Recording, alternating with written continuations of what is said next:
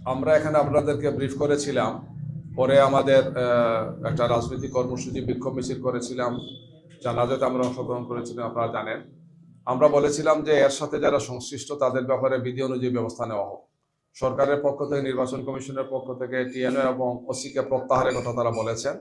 আরেকটি বিষয় ছিল যে যারা খুন করেছে, দৃশ্যমান এই হামলা এবং খুনের সাথে জড়িত তাদেরকে চেনা যাচ্ছে, চেনার জন্য মানে ডকুমেন্টের প্রচুর সুযোগ সেখানে ছিল, কিন্তু এখনো কোনো খুনিকে গ্রেফতার করা হয় নাই।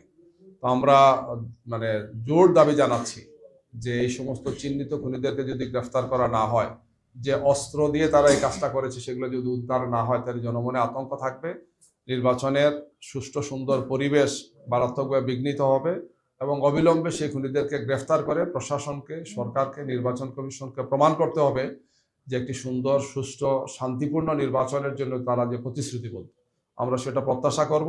যদি এটা না হয় তাহলে আমরা আমাদের অবস্থান থেকে পরবর্তী কর্মসূচি ঘোষণা করব।